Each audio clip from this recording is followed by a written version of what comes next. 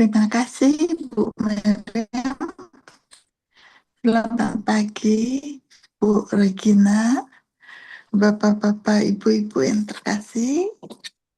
Ini kembali kepada kesaksian yang mulia Uskup Agung Kelot, Uskup Grenoble, dalam catatannya memberikan laporan yang disiapkan selama penyelidikan kanonikal mengenai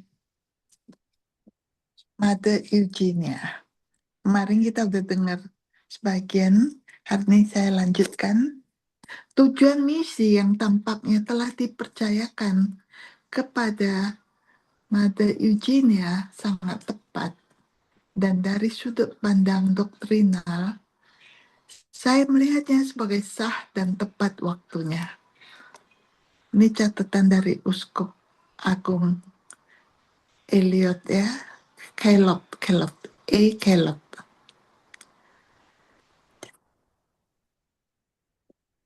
Tujuan tepatnya adalah untuk memperkenalkan dan menghormati Allah Bapa, terutama melalui penetapan perayaan khusus yang telah diminta dari gereja. Penyelidikan menetapkan bahwa perayaan liturgi untuk menghormati Bapa akan sangat sesuai dengan praktek Katolik secara keseluruhan. Hal itu akan sesuai dengan inti tradisional doa Katolik yang naik kepada Bapa melalui Putra dalam Roh Kudus, seperti yang ditunjukkan oleh doa-doa di misa dan persembahan liturgis kepada Bapa selama kurban misa. Namun, aneh bahwa tidak ada perayaan khusus untuk menghormati Bapa. Trinitas dihormati sebagaimana adanya.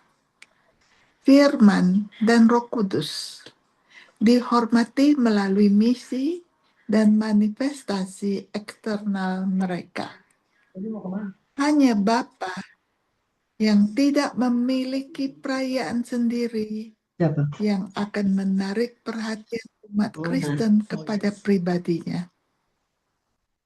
Inilah alasan mengapa survei yang cukup luas terhadap umat beriman menunjukkan bahwa di berbagai kelas sosial dan bahkan di antara banyak imam dan biarawan-biarawati, Bapa tidak dikenal, tidak ada yang berdoa kepadanya, tidak ada yang memikirkannya.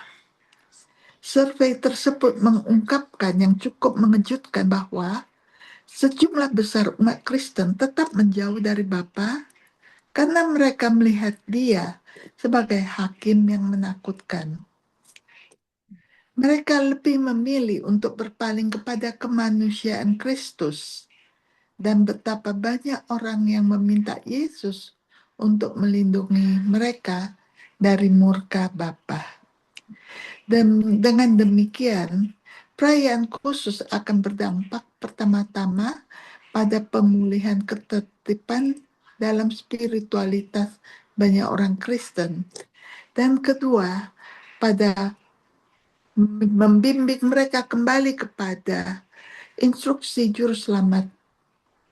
Segala sesuatu yang kamu minta kepada Bapa dalam namaku. Dan yang lain, kamu akan berdoa seperti ini. Bapa kami yang ada di surga. Perayaan liturgi yang didedikasikan kepada Allah Bapa juga akan berdampak pada peningkatan pandangan kita kepada Dia yang oleh Rasul Santo Yakobus disebut Bapa terang dari siapa segala karunia berasal. Hal itu akan membiasakan jiwa-jiwa untuk mempertimbangkan kebaikan Allah dan pemeliharaannya sebagai Bapa. Mereka akan menyadari bahwa pemeliharaan ini benar-benar milik Allah, Tritunggal Maha Kudus, dan bahwa karena sifat ilahinya yang sama bagi ketiga pribadi. Allah menyebarkan ke seluruh dunia harta karun yang tak terkatakan dari belas kasihnya yang tak terbatas. Pada pandangan pertama, tampaknya tidak ada alasan khusus untuk menghormati Bapa secara khusus. Tetapi bukankah itu Bapa yang mengutus putranya ke dunia? Jika memang sangat tepat untuk menunjukkan devosi kepada Putra dan Roh Kudus karena manifestasi lahiriah mereka, bukankah juga tepat dan pantas untuk mengucap syukur kepada Allah Bapa sebagaimana yang dipersyaratkan dalam pramisa atas karunia yang dia kirimkan kepada kita, putranya. Objek sebenarnya dari perayaan istimewa ini menjadi jelas untuk menghormati Bapa, untuk mengucap syukur kepadanya, untuk memujinya karena telah memberikan putranya kepada kita. Singkatnya, seperti yang dinyatakan dalam pesan tersebut, sebagai pencipta penebusan kita, untuk mengucap syukur kepada Dia yang sangat mengasihi dunia, sehingga Dia memberikan putra tunggalnya, agar semua manusia dapat dipersatukan dalam tubuh mistik Kristus, dan bersama dengan putra ini menjadi anak-anaknya. Di saat dunia dilanda doktrin sekuler, ateisme, dan filsafat modern, dan tidak lagi mengakui Tuhan, Tuhan yang sejati, bukankah perayaan ini akan memperkenalkan kepada banyak orang Bapa yang hidup, Bapa yang penuh kasih dan kebaikan yang telah Yesus nyatakan kepada kita? Bukankah ini akan berkontribusi pada peningkatan jumlah orang yang menyembah Bapa dalam roh dan kebenaran yang dirujuk oleh Yesus? Sekarang ketika dunia sedang terkoyak oleh perang yang mematikan, ketika dunia merasa perlu mencari prinsip persatuan yang kokoh untuk mendekatkan bangsa-bangsa, perayaan ini akan membawa cahaya yang besar. Perayaan ini akan memiliki Bapa yang sama di surga. Dia yang memberi mereka Yesus.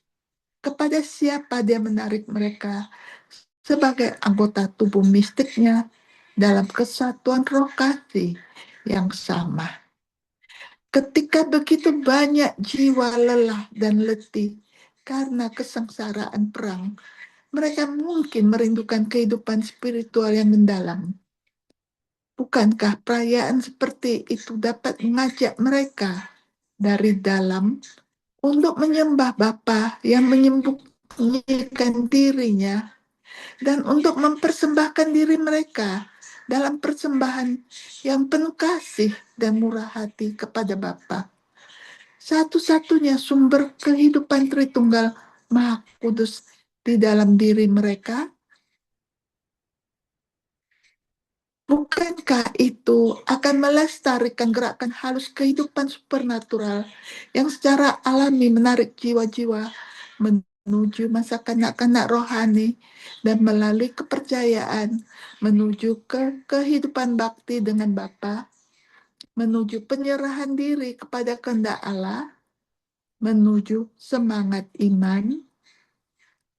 Di sisi lain, muncul masalah doktrin terlepas dari pertanyaan tentang perayaan khusus dan terlepas dari apa yang mungkin diputuskan gereja tentang masalah ini.